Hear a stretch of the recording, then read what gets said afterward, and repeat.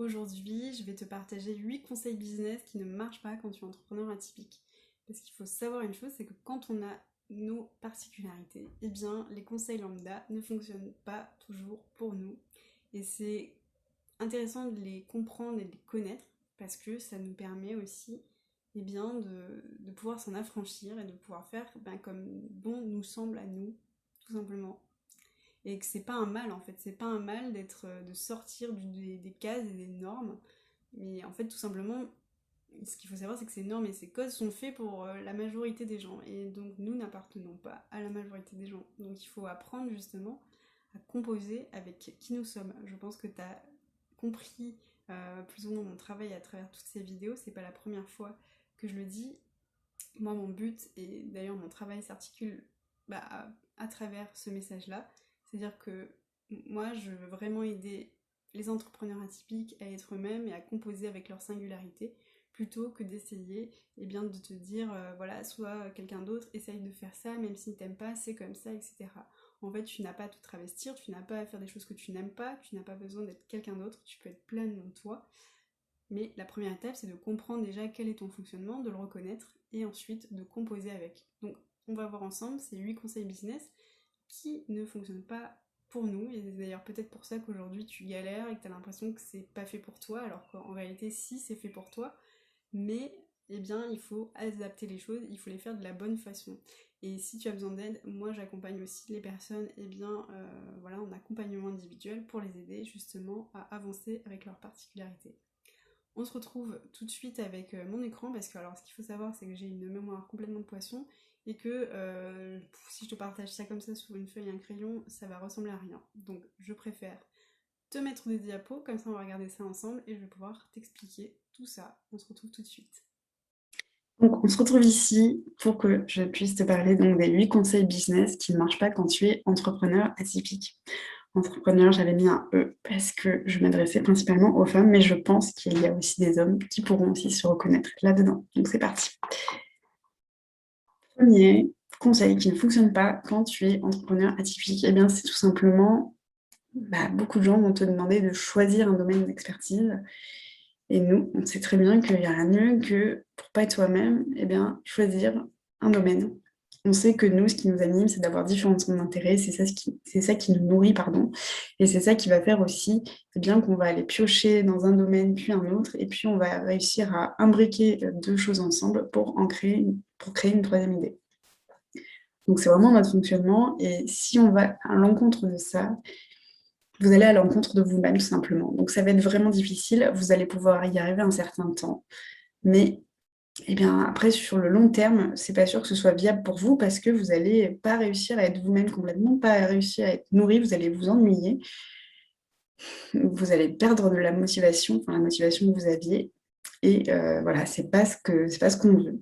Donc choisir un domaine d'expertise, ce n'est pas du tout une règle que vous devez suivre. Au contraire, la façon la plus saine d'aborder ça, finalement, c'est d'aller suivre vos envies, ce qui vous fait plaisir sur le moment, ce que vous avez envie de faire sur le moment. Parce que quelqu'un qui est motivé à faire quelque chose, il le fera beaucoup plus facilement et beaucoup plus rapidement que quelqu'un qui fait quelque chose, en fait, sous la contrainte. Et même si ça vous paraît pas cohérent au début, faites des choses, commencez des choses. Et on sait très bien aussi que ce qui nous convient, c'est d'aller vite, c'est d'aller sur une chose, puis une autre, puis une autre, puis une autre. Et c'est comme ça qu'on fonctionne. Un petit peu comme deux personnes qui montent sur une échelle, voilà, un projet commence et puis un autre arrive, et donc comme les deux se nourrissent au fur et à mesure, on arrive à cheminer comme ça. Donc voilà, premier conseil que je voulais vous partager. Deuxième, sortir de votre zone de confort. Ça, c'est un conseil à proscrire à mon sens, parce que sortir de votre zone de confort, ça implique que du coup, vous allez aller trop loin de ce que vous connaissez. Et en fait, ça concerne aussi beaucoup de personnes. Je le vois beaucoup, c'est que par excès de zèle, on a envie de prouver aux autres qu'on y arrive. Donc, on va aller s'enfermer dans des choses qui ne nous correspondent pas du tout. Alors, on le fait inconsciemment, hein, bien sûr. On le fait inconsciemment. Mais du coup, ça fait qu'on va vers des choses qui ne nous correspondent pas. Et donc, on y va, forcément, c'est difficile. Et on ne mise pas sur nos forces. Donc, ça ne sert à rien. Pour moi, il vaut mieux étendre sa zone de confort, plutôt que d'aller sortir de sa zone de confort. Partez de quelque chose que vous connaissez déjà et approfondissez et devenez encore meilleur dans ce que vous êtes, plutôt que d'aller chercher des choses qui ne vous correspondent pas du tout.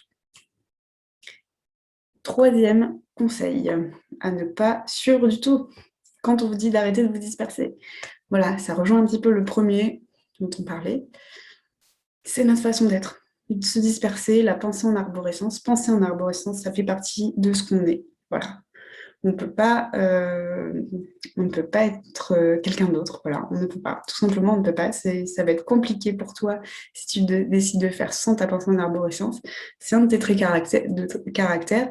Et voilà, c'est impossible de faire comme si de rien n'était. Et ça va faire que, en fait, aller à l'encontre de qui tu vas être frustré, tu vas perdre ta motivation. Donc, encore une fois, si tu as besoin d'explorer plusieurs choses à la fois, eh bien, fais-le. Parce que, encore une fois, c'est ça qui va te nourrir, c'est ça qui va faire que tu vas avoir des shoots de dopamine, c'est ça qui va vouloir. Enfin, c'est grâce à ça que tu vas aller encore plus de l'avant, que tu vas avancer. Alors que si tu vas à l'encontre de ton fonctionnement, c'est comme si tu allais à l'encontre de ton énergie. Et donc, forcément, comment tu veux que ça fonctionne? Comment tu veux que ça fonctionne? Donc, si tu as besoin de te disperser un moment parce que voilà, tu as besoin d'explorer plusieurs options, de voir ce qui se fait, etc. Et puis, peut-être qu'à un moment, tu vas te dire, voilà, cette option, elle ne fonctionne pas, donc je vais un petit peu la réduire à ce moment-là. Puis, je vais me concentrer sur celle-ci, mais j'oublie pas qu'elle existe. Tu vois, c'est encore une fois, c'est finalement jongler avec plusieurs balles et trouver un équilibre dans tout ça. Parce que, encore une fois, on a besoin d'avoir cette multitude de centres d'intérêt qui sont là, qui gravitent autour de nous. Alors, on n'en fera pas tous une activité professionnelle. Il y a des choses que tu peux garder pour toi, effectivement, mais ces activités, elles peuvent aussi nourrir ton activité professionnelle, puisque tu es une seule et même personne. Donc, tes loisirs peuvent alimenter aussi ton travail. Donc voilà, ne pas oublier qu'elles peuvent être là, mais sans pour autant qu'elles soient toutes dans ton activité professionnelle. Et encore une fois, voilà, rien n'est figé, rien n'est gravé dans le marbre. S'il y a quelque chose qui ne te convient pas, à un moment, tu peux toujours réajuster, réimplémenter quelque chose, supprimer quelque chose, enlever quelque chose. Donc voilà, pour moi, le conseil, c'est de vraiment suivre ce que tu as envie de faire. Parce que si tu te mets un stop dès qu'il faut commencer, eh bien, ça va être difficile d'avancer. Ok. Donc, continue à explorer, continue à faire ce qui te semble bon pour toi et ce qui te fait envie. Travailler ton persona en s'inventant un client type imaginaire. Ça, c'est vraiment ce qu'on dit dans le marketing. On dit, voilà, pour commencer un business, il faut que tu travailles sur ton persona. Donc, en fait, c'est un avatar client qui n'est pas censé être trop ton client. Voilà, voilà. C'est quelque chose de très abstrait. Et encore une fois, là, on se met un stop direct, alors qu'en fait, il n'y a pas à chercher 1000 ans. En fait, c'est... Nous, ça ne marche pas. Pourquoi? En fait, parce que tout simplement, on s'invente quelque chose qui n'a pas vraiment de sens. Moi, je sais que quand j'ai fait cet exercice, je n'y arrivais pas parce que je ne comprenais pas où ça menait. Si ça pouvait pas être un client, si c'était quelqu'un d'imaginaire. Moi, je veux pas travailler pour quelqu'un d'imaginaire, je veux travailler pour quelqu'un, des vraies personnes, et je veux aider des vraies personnes. Donc, quand on voit pas la finalité, et je pense que ça, c'est propre à nous, c'est que émotionnellement, on n'arrive pas à s'y attacher, et donc c'est peine perdue, on voit pas trop où on va. Donc, le conseil, c'est de faire autrement, c'est d'aller chercher en fait dans ta vie personnelle ce que tu as réussi à dépasser. Et donc, de ça, te poser la question, voilà, comment je peux aider d'autres personnes à dépasser ce que moi aussi j'ai dépassé. Voilà, en tout cas, ça peut être un point de départ par rapport à ça. C'est un travail qu'on fait aussi dans Être toi. Donc, si c'est des questionnements que tu te poses, sache que je fais un accompagnement individuel pour pouvoir te permettre de mettre le doigt sur ces choses aussi. Donc voilà, mais en attendant, s'inventer un persona, tu vas te prendre la tête pour rien. Parle plutôt de ton expérience personnelle et ce que toi, tu aimerais partager aux autres. Voilà, tout simplement. Adopter une routine quotidienne, il n'y a rien de mieux pour ne pas être nous-mêmes. On sait tous qu'on déteste avoir une routine et qu'en fait, on va facilement vers l'ennui. Donc, encore une fois, ça, c'est pas du tout une règle à respecter, à mon sens. Si tu veux vraiment avoir une entreprise qui te correspond, on sait que la répétition, les choses répétitives, au bout d'un moment, on est lassé. Donc, c'est effectivement d'avoir peut-être, on va dire, une routine globale dans le sens large, mais en fait aussi un emploi du temps assez flexible qui va te permettre en fait de pouvoir insérer dans tes journées des choses nouvelles, des choses qui vont venir casser l'ennui et faire qu'une journée ne va pas ressembler à l'autre, parce qu'on sait aussi que c'est une chose importante, qu'en plus d'avoir des centres d'intérêt divers, on a aussi besoin de diversité dans nos journées parce que ça contribue à ce fonctionnement-là et qu'on peut s'ennuyer facilement. Donc encore une fois, ça, tu peux te l'effacer, là, tu n'as pas besoin de le respecter. Voilà. Après, le but, c'est pas non plus de faire, voilà, d'implémenter que des loisirs, parce qu'à un moment, effectivement, il faut travailler aussi en tant qu'entrepreneur, donc il faut trouver un juste milieu, hein. Voilà, entre voilà, ce qu'on veut découvrir, parce que voilà, on est aussi des personnes qui voulons découvrir tout le temps et apprendre tout le temps, hein, je pense que ça, vous le savez. Donc, on a aussi besoin de ça, on a aussi besoin d'être nourri de cette façon-ci. Mais voilà, en fait, les deux peuvent exister dans votre emploi du temps. Il suffit voilà, d'organiser de ça. Donc, comme vous le sentez, voilà, faites des tests, essayez plusieurs formules. S'il y a des choses qui ne vous conviennent pas, encore une fois, vous pouvez changer, hein, vous n'êtes pas un arbre, hein, donc vous pouvez bouger, vous pouvez ajuster. Ensuite, déterminer des objectifs SMART. Pour moi, je vais un peu vous lire ce que j'ai écrit parce que c'est vraiment vrai, je pense. C'est que, voilà, pour moi, déterminer des objectifs SMART, alors rappelons-le, ce que c'est un objectif SMART, c'est un objectif spécifique, mesurable, atteignable, réaliste et qui peut être fait dans un temps imparti. Voilà. Pour moi, c'est le meilleur moyen voilà, de se couper de son élan naturel et créatif et de t'enfermer dans le mental, parce que c'est vraiment ça, parce que je sais très bien ce qui va se passer quand on va te dire ça, de déterminer un objectif SMART. Tu vas te mettre derrière ta feuille, tu vas m'écrire SMART, et puis en face, tu vas m'écrire. Sauf que là, on s'enferme dans le mental, voilà, et puis on cherche un objectif, et puis on se focus sur une seule chose, et donc là, tu vois, c'est encore une fois, eh bien, tu ne te sers pas en fait de ce cadeau que tu as, qui est la pensée en arborescence, où en fait, eh bien, les choses peuvent venir de manière spontanée, on le sait, des fois on est sous la douche, il y a une nouvelle idée qui arrive, etc. Il suffit d'attraper un bout de papier et de le noter, ou de le noter dans ton téléphone. Mais tu vois, ça se fait de façon spontanée et on n'a pas besoin de réfléchir à tout ça, smart, tout ça. On sait que voilà, nous, quand on a envie de faire quelque chose, on y va spontanément, on le fait, on se met à fond, on est investi. Donc il vaut mieux que tu respectes ce fonctionnement qui est finalement spontané chez toi et qui est au plus vrai de toi, plutôt que d'essayer de te rajouter des petites choses, parce que dans le milieu du marketing, effectivement, ça fait bien, ça fait sérieux. Mais tu vois, ça c'est encore un autre sujet, c'est voilà, est-ce que avoir des techniques qui font sérieux, c'est vraiment en fait faire un travail sérieux? Non, en fait, il y a vraiment une différence.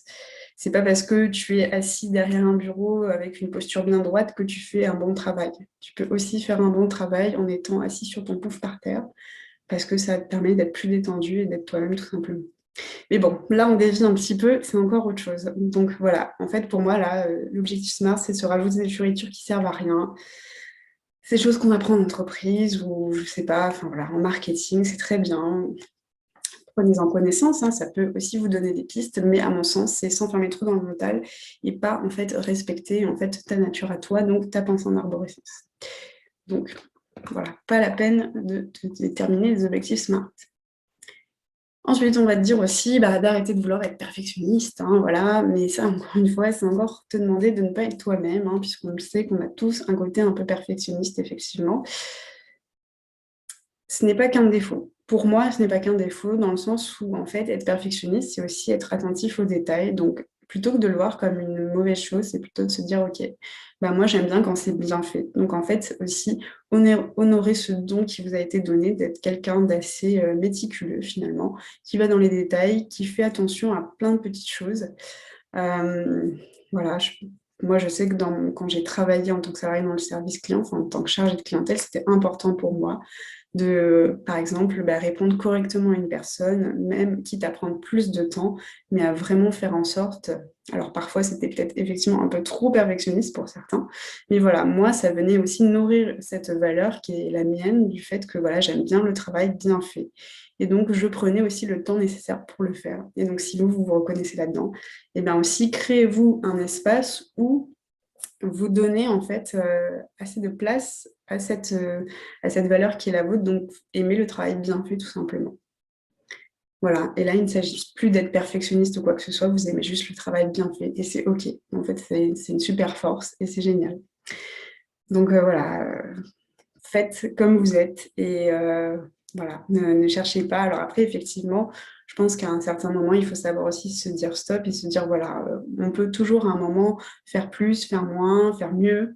Et voilà, donc peut-être aussi, en fait, juste la chose suivante, c'est de vous rappeler que on pourra toujours faire mieux si on recommence tout, mais il vaut mieux que ce soit fait plutôt que parfait par moment, ou que ce soit extrêmement parfait dans notre cas.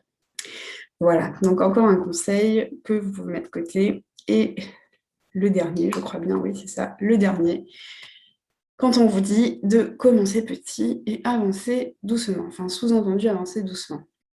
Pour moi, il s'agit encore d'une façon de s'auto-saboter parce qu'on ne prend pas en compte notre mode de pensée. En fait, ce qu'il faut savoir, c'est que nous, on a vraiment cette capacité de réfléchir sur un problème assez rapidement. Et ça, c'est un vrai cadeau. C'est-à-dire que pendant que des personnes sont en train de cheminer d'une étape A à une étape B, à une étape B d'une étape C, eh bien, nous, on est capable de voir en fait le problème dans sa globalité. Et cela en très peu de temps. Donc, quand on vous dit commencer petit, effectivement, à un moment, il faut poser les bases et il faut effectivement construire, enfin, commencer par quelque chose, du moins, plutôt que s'éparpiller sur plein de choses différentes. Mais il ne faut pas oublier que ce n'est pas forcément corrélé avec le fait d'aller doucement.